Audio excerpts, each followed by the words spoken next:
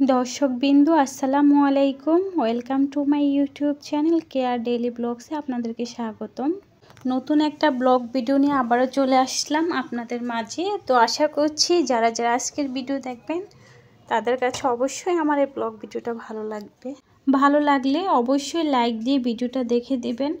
আর এটা হচ্ছে আমি রাতে কিচেন রুম, এই তো রান্না বান্না করে কিচেন রুম একটু গুছিয়ে নিলাম। সব কিছুই গুছানো হয়ে গিয়েছে, এখন শুধু এগুলো ভালো করে ধুয়ে নিয়েছি, ধুয়ে একটু গুছিয়ে নিলাম বন্ধুরা।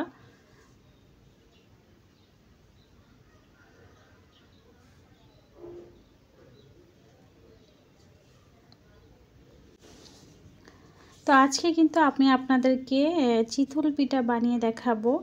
আর আজকে আমি ফার্স্ট চিতল পিঠা বানালাম, মাশাআল্লাহ খুব সুন্দর হয়েছে এবং কি খুব মজাদারও হয়েছে। তো আমার সঙ্গেই থেকে যাবেন আমি কিভাবে খুব সহজভাবে চিতল পিঠা বানাই, তো আপনারা দেখে নেবেন। তো এখানে একটু বেসিনটা একটু ধুয়ে নিচ্ছি, যেহেতু বেসিনটা একটু নোংরা হয়ে গিয়েছে, রান্না করেছিলাম সেই জন্য এগুলো একটু ক্লিন করে নিলাম ভালো করে।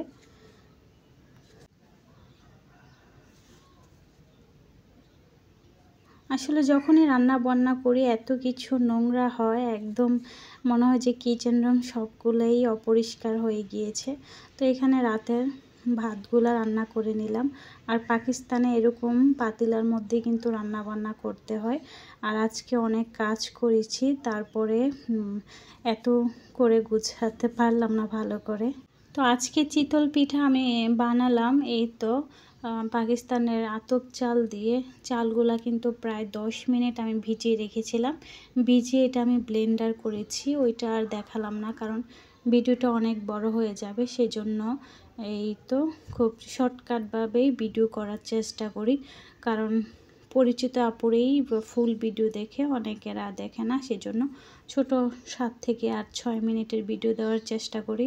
তো দেখেন আমি এরকম করে ব্লেন্ডার দিয়ে চালটা এরকম করে একটা ব্যাটার তৈরি করে নিলাম। তো এখানে সামান্য পরিমাণ আমি লবণ দিয়ে দিব। লবণটা কিন্তু চেক করে দিতে হবে। চিতই পিঠার মধ্যে কিন্তু লবণ কম হলে খেতে ভালো লাগে না, তো সেই জন্য একটু চেক করে দিবেন আপনারা। তো যদি লবণটা ঠিকঠাকভাবে হয় পিঠাটাও খেতে ভালো লাগে। সব পিঠাটা রুটির মধ্যেও কিন্তু লবণ কম হলে ভালো লাগে না খেতে।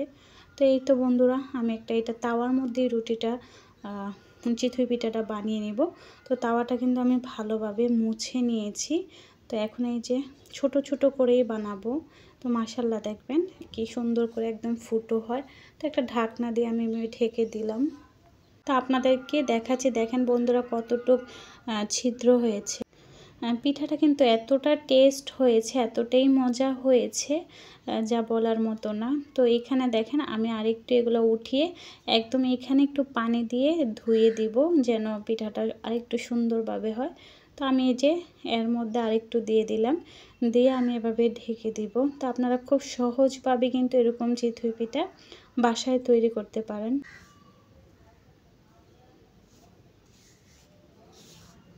তো আমাদের বাঙালিদের কিন্তু একটা উৎসবমুখর দিন হচ্ছে শীতের দিনের পিঠা। আমরা শীতের দিনে কিন্তু বিভিন্ন নানা ধরনের পিঠা তৈরি করতে পারি, যেমন বাপা পিঠা, তেলের পিঠা, তারপর সেই যে চিতই পিঠা, তারপর আরও অনেক ধরনের পিঠা আছে যা আমরা বাঙালিরা অনেক সুন্দরভাবে এগুলা তৈরি করতে পারি। যেহেতু আমার মায়েদের কাছ থেকে শিখেছে, নানিদের কাছ থেকে শিখেছে, দাদিদের কাছ থেকে শিখেছে, তো আমরাও কিন্তু আমাদের মায়েদের কাছ থেকে এগুলা শিখেছি। তো আমরা কিন্তু সেটাই অনুসরণ করে যাচ্ছি। তো আমরা বাঙালিরা সবাই তো কেউ কিন্তু শীতের মধ্যে শহর থেকে গ্রাম অঞ্চলে যায় এরকম দারুণ দারুণ পিঠা খাওয়ার জন্য। কেউ নানার বাড়িতে যায়, কেউ দাদার বাড়িতে যায়, কেউ ফুফুর বাড়িতে যায়। তো সবাই কিন্তু এই চমৎকার পিঠা খাওয়ার জন্যই কিন্তু শীতের মধ্যে ছুটিতে চলে যায় শহর থেকে গ্রামে। তো এই তো চিতল পিঠার জন্য আমি এখানে গরুর মাংস রান্না করেছি। আর মাংসটা রান্না করেছি আমি পাকিস্তানের টেন্ডা একটা সবজি আছে ওইটা দিয়ে, সেই জন্য মাংসর কালারটা এরকম লাগছে। আর আমি তেলটা একটু কমই দিয়েছি। তো আপনাদেরকে আমি খেয়ে দেখাচ্ছি কীরকম হচ্ছে। আপনাদেরকে তো দিতে পারবো না, নিজেই খেতে হবে। এই তো আর আমি কিন্তু এই ফার্স্ট বানালাম এই পিঠাটা। তো মাশাআল্লাহ যাক আলহামদুলিল্লাহ খুব সুন্দর হয়েছে, খেতেও কিন্তু অনেক মজা হয়েছে। তো এই তো খুব সুন্দর চা তৈরি করে ফেললাম, চা বিকেলবেলায়। তো বাচ্চাদের জন্য একটু চা তৈরি করে ফেললাম। আর এখানে যেহেতু বাচ্চারা এখনও চিতল পিঠা ওরা খেতে পারবে না, যেহেতু ওরা আসলে পাকিস্তানে কিন্তু এরকম পিঠা তৈরি করা হয় না, যেমন আমাদের বাংলাদেশের যত ধরনের পিঠা, বিভিন্ন বিদেশি কিন্তু এরকম পিঠা তৈরি করা হয় না। তো সেই জন্য ওরা এগুলা পছন্দ করে না। তো ওদের জন্য তো কেক কিনে নিয়ে আসলাম। তো কেক ওদেরকে দিয়ে দিব আর চা দিয়ে দিব, ওরা খুব পছন্দ করে খাবে। এখনকার বাচ্চারা যদি চা না পেলে মনে হয় যে অনেক কান্নাকাটি করে। তো আমি এখানে 2 কাপ বানিয়েছি, একটা আমি খাবার, একটা আমার ছোটো মেয়েটাকে দিব। তো এই তো বন্ধুরা, আজকে আমার সারাদিনের কাজকর্ম আপনাদের মাঝে শেয়ার করলাম। তো আমার চ্যানেলে যারা আজকে নতুন আসছেন, অবশ্যই আমার ভিডিওটা আপনাদের কাছে ভালো লাগলে অবশ্যই চ্যানেলটা সাবস্ক্রাইব করে দিবেন, পাশে থাকা বেল আইকনটা অন করে রাখবেন, যেন ভিডিও ছাড়ার সাথে সাথে আপনাদের কাছে নোটিফিকেশন আমার সহজভাবে চলে যেতে পারে।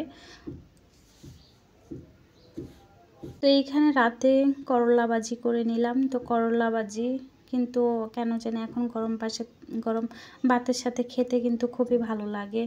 তো এই তো করলাগুলোও কিন্তু সুন্দর ছিল, আর আপনাদের ভাইয়াও কিন্তু অনেক পছন্দ করে করলা ভাজি।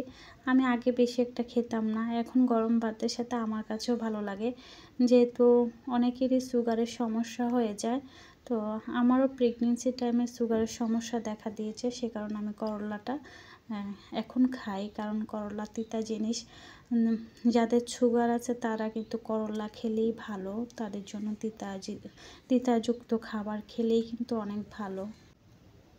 এই তো করলার মধ্যে একটু হলুদ দিয়ে দিলাম, একটু লবণ দিয়ে দিলাম, এবং কি কাঁচামরিচ দিয়ে দিলাম।